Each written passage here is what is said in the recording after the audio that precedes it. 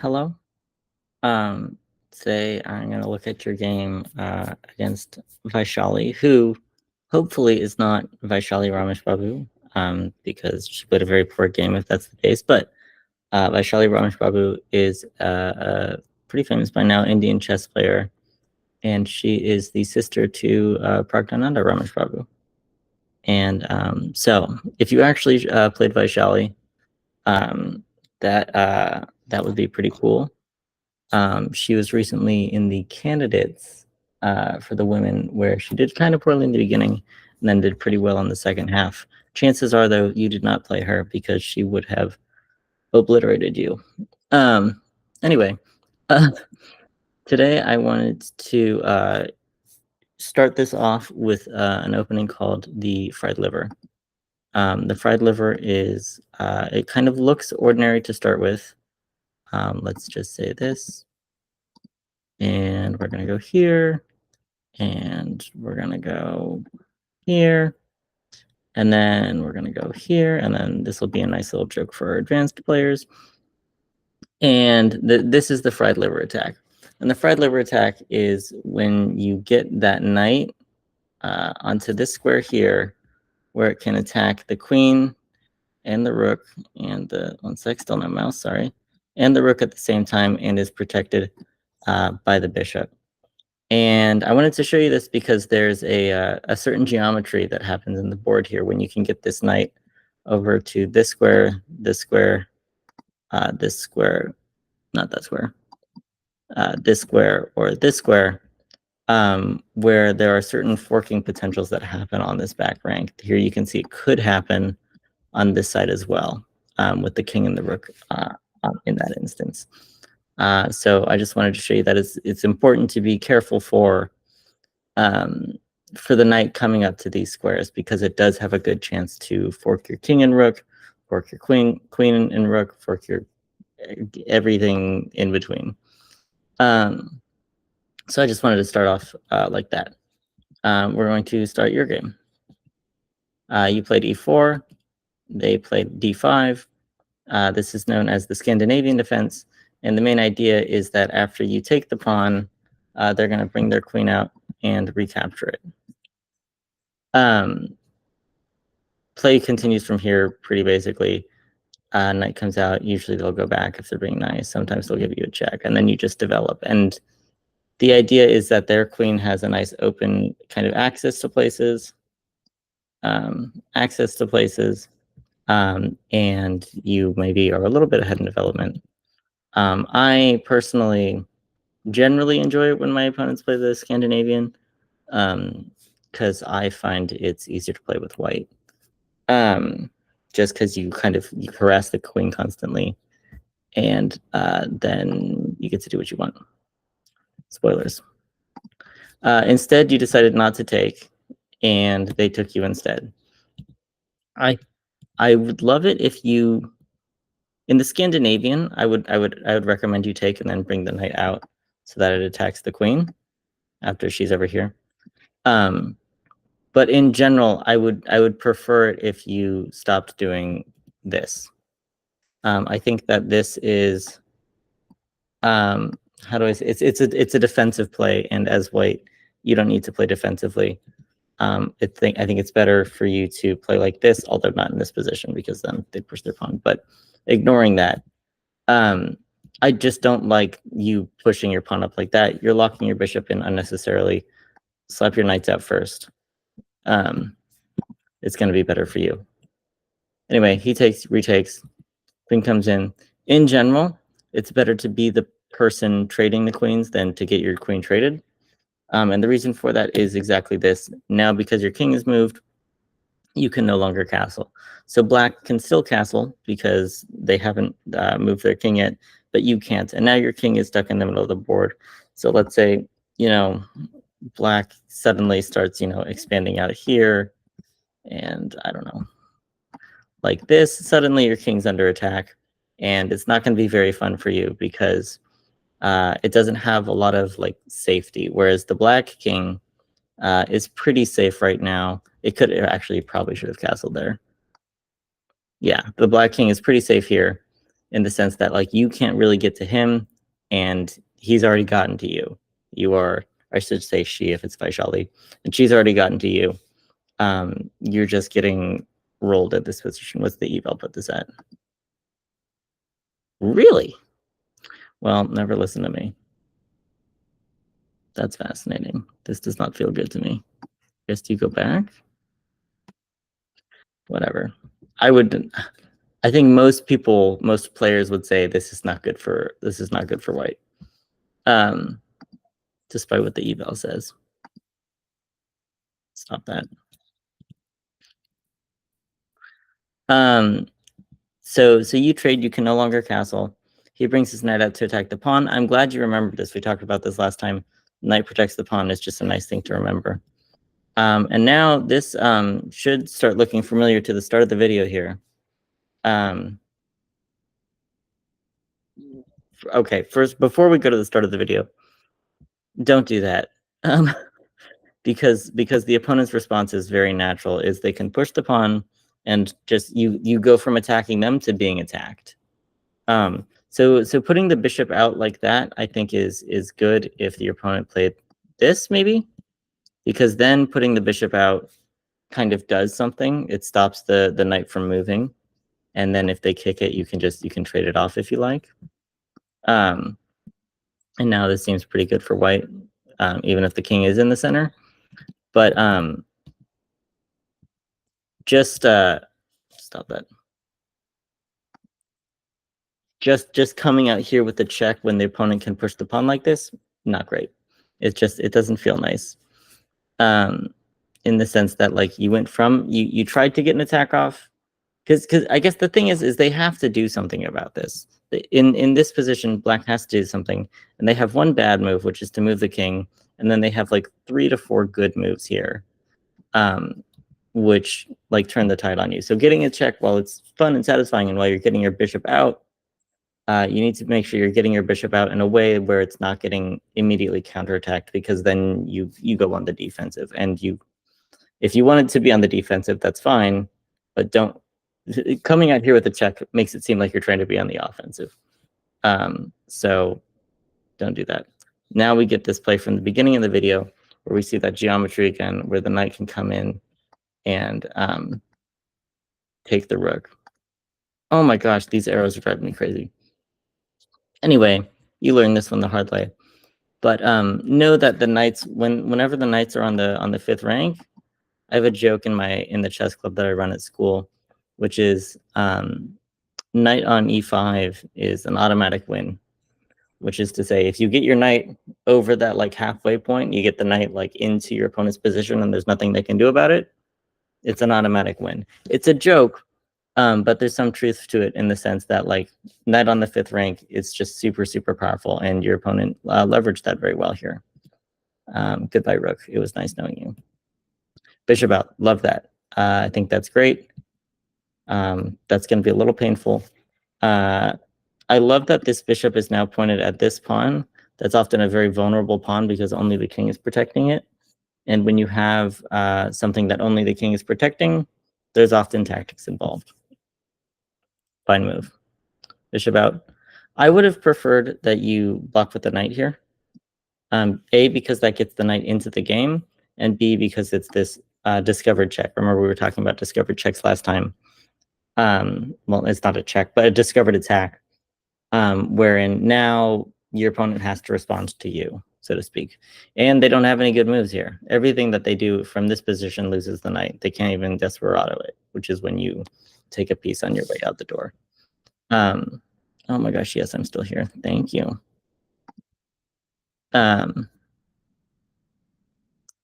So I would have preferred if you blocked with the knight. That way, even if they did try and like take you out like this, you're still going to grab the knight.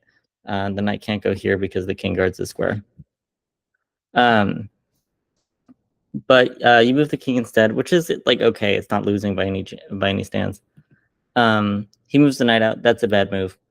And that's a bad move because it really doesn't do anything. I guess it's not the worst move just because you can't go here. But I would have probably preferred to come here and activate it through that way, just because there's more, it's called flexibility, wherein like you have more options with where you're going. Although he might have a tactic, like if he could get his knight here, let me see if I can. If he can get his knight here, then this is another fork. This is, again, knight on that fifth rank. Fifth rank is like the first line that's on their side of the board. Knight on the fifth rank is, in fact, an automatic win. And this is another fork. Although I guess the bishop takes. But you should still be able to... You should still know knight on the fifth rank is going to hurt your feelings. Knight out. Rook takes. Very nice. I think this was a good trade for him. Your bishop was strong on that diagonal. And now it's not. He also has maybe a little bit more coordination of his pawns, because his are not kind of doubled up, and so it might be a little bit easier for him to break through your side. And he's leveraging that. All right. Fine. This seems a little bit unnecessary to me, but I understand. I think you needed to remember that this was protected by the knight. Oh my gosh, please work with me here, arrows. So that's protected by the knight. So even if he did push this, you can just push this, and everything's fine. You don't have to immediately say like, "Hey, come take my pawn." It's a little bit losing. Bang, bang, bang. Fine move, bad move, and it's a bad move not just because of this. Like if we assume this bishop was on a different diagonal, let's see how far back do we have to go to make that happen. Let's say here, I'm gonna just move this here. We're gonna make a waste move. Oh my gosh, that doesn't change the bishop's diagonal. I'm gonna move this here. We're gonna make a waste move, and then we're gonna bring this here. Okay, so now the bishop's being attacked in a slightly different position, and black tries to protect it. He says, black's like, I'm protecting this thing, and my rook's no longer getting caught. In this position, you can go here, which is a tricky move to see, but the idea is, please give me an arrow. The idea is now you are capable of winning that piece in a trade. So if black were to do that, you can go here, and now the rook can't really take because rook takes, and you're up material at the end of that. Alternatively, the way that could have gone is rook takes first, then after rook takes, knight takes, which is probably considered a little bit more forcing, but we're not going to go into that. Point is that when you have a piece which is pinned like this, he moved into a pin, so to speak. When you have a piece which is pinned like that, you want to take the opportunity to create pressure on it. So it was pinned before, and now it's pinned and being attacked, which means you can win the piece. Okay, none of that happened though. And the rook just moved to a place it can be taken. Oh my gosh, stop that. Bang, bang, bang, bang, bang, bang. Perfect. Okay. You probably should have taken the rook there, but I'm not here to judge you. King comes down. I didn't understand exactly the idea behind this move. I think just because, like, I guess one thing is, like, when you're in the end game, which you are now, like, the end game is defined by the queens being off the board. It's better for the king to be in the middle of the board where it can, like, do things. Although this is, it might not be the exact play in this position, but, like, I'm a little bit daring with that. Like, for me, I'm okay with my king being in the middle of the board in these positions. Probably, like, higher elos would say, like, that's a bad idea, but just, like, with what I play now, I can kind of get away with it. But also just you allow yourself this check, which allows him to unwind himself here. And I just don't like allowing myself to be checked. It's a pet peeve of mine. You move down there. This is almost, what's the eval on this? Oh, it's not so bad because so many things are guarding the square. But Anyway, he untangles himself. Blah, blah, blah. I think that's a good move. I think getting your bishop into this kind of like, into having these rays is a good idea. One thing I am a little concerned about in this position is that it's a little hard to protect your bishop. So for example, this distance with the knight takes forever to get there.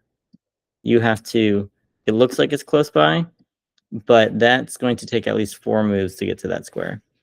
How would it work? It would be, we're gonna move this rook back and forth. So like, let's say,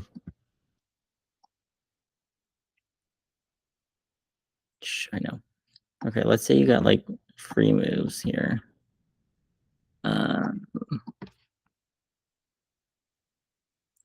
Oops. That's about the fastest you can bring that knight back into that square. It's like a ridiculously difficult way to move. You have to go like all over the place to get there. So if this bishop ever gets taken, certainly this knight's not going to protect it. This knight's going to take, I think, 3 moves to protect it.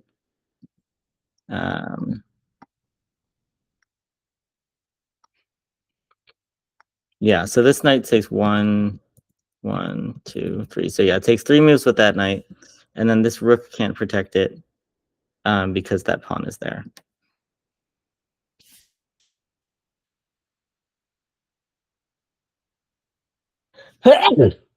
Thank you. So I like that the bishop's there, but it's going to be a little hard to protect. I see no way of protecting it in less than 2 moves. So if you get attacked by some piece, you're going to have to take it. He just moves his rook out of the way, which makes sense. There you go. That's fine. I would take that. Very nice. Take. Very well done. This is a nice little trade for you. Knight takes rook and rook takes pawn. Knight for the rook is the better trade for you. Rook is considered worth 5. Knight is considered worth 3, and you can see that. When did he get above? Anyway, very nicely done. Check. I hate check.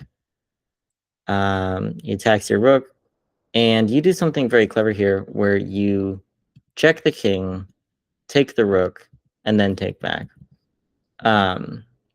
You could have just taken back here to start the sequence, but I like the way you did it. I thought it was kind of fancy. Personally, I would maybe try and keep the rooks on a little bit, but it's fine. The one thing you do have to be careful for in these types of situations is you, as a 450 level player, do not want to end up with just a knight and a bishop on the board. That is a situation you want to specifically avoid. So you pretty much want to protect this pawn with your life if you want to win this game. Otherwise, it's going to be a draw. And I say it's going to be a draw because while bishop and knight is winning, it's only if you can convert the position, and it's very difficult to convert. So it's your job now to protect this pawn with your life and get your king over to it as quickly as you can. And you are doing a marvelous job of that so far. Fine. I love this move you do here, where the knight protects the pawn, the king comes to bounce the knight, and the knight just comes back. I thought that was clever. I think he probably could have secured a draw here by going back up here and forcing your knight away again. But still, it was very nice. In fact, if he did that, I think maybe the play would have been to do this, which is just, it's kind of a fun little way of doing that. But that didn't happen. Instead, he's coming here, trying to get your pawn. Very nice. Protect the knight. King comes up and comes down. This is a nice. He can't come down here anymore. And this looks a little bit scary because your knight might get in and take this pawn. Very nice. I think you do a wonderful job here, and the eval bar agrees. Pawn comes up. Pawn takes. You have to be a little careful. Because if he ever gets your knight off the board, then he can just hide in this corner and it's going to be a draw, as well you know. King comes up. This is wonderful stuff. Blocked by the knight. The king blocks all three of these. He's got basically 3 squares he can go to. I guess 4 squares he can go to. King comes up. I know you got a little nervous here probably. And you have to be super careful here because this is close to stalemate in the sense that it could be. Right now the king doesn't have a ton of places it can go to. It has 2 places it can go to. So you're fine here though. Knight comes back, pawn goes forward. And then here you got real nervous, but you didn't realize you had a very cool trick up your sleeve. Now you played knight up, which is fine. And playing the knight up here displays like a very good understanding of the game, but you had a really cool move, which is checking like this. And the reason this is cool is because you might say like, oh, it's stalemate, but it's actually not stalemate. It's checkmate now. I was really hoping you would find that, but I honestly, I don't know if I would have played that. It's really kind of a tricky checkmate. But super cool position. And I think playing it the way you did is fine. He can't go here anymore. He has to go here. And I would maybe push that pawn a little sooner, but you got the pawn. Excellent. Now here, the best move I think conceptually is to go like this.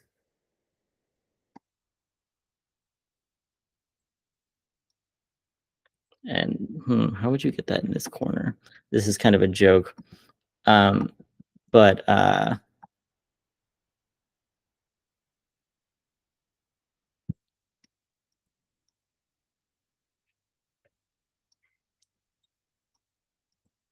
point is, get your knight as far away from the action as you can, because the knight's only going to hurt your feelings. Because what he ends up doing is he ends up using this knight as like a defense and hiding behind it. And it's better to just like get the knight out of there. Also, something like tragic that can happen is you think that you're doing super well, and then you get bonked. Let's see if I can set this up. Oh,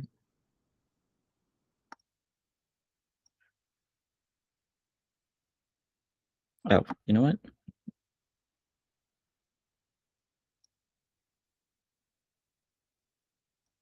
Here. And that's stalemate. You think you're clever. Your knight occupies a square. Oh my gosh, highlight the darn square. Your knight occupies this square, and then you come in close thinking you're about to checkmate with your queen. But instead it is stalemate. The king can move nowhere. So when you have an end game, which you know you can win with just the queen, get rid of the knight. You know? When you have the queen. Obviously don't do that when you don't have the queen. So like I think another good move could have been just like this, and then he takes the knight, and then you don't have to worry about stalemate. It's winning either way. I think like in League, I know sometimes people like will be like attacking the enemy nexus, and they'll be like, oh, like I'm gonna kill them right now, and it's gonna be like it's gonna be really satisfying. And then someone else on the team's like, no, don't kill them yet. Like we're winning. Like let's just torture them a little bit longer. I'm having fun. Don't do that in chess. Every time you try and torture someone in chess, there's like a 30% chance you just stalemate having a miserable day. Anyway, you kind of dance around here. Very nice. You're starting to get the idea. And this is where you kind of have to start being careful, because you have to remember that like the knight is guarding this square. And if the king kind of like does something tricky here, you end up stalemating. And we end up with checkmate instead. But you did a very nice job converting that. You bumped the king over. You said, you know, you can't have this square, this square, this square, or this square, or this square. You really forced him back here. Wow, that's impressive.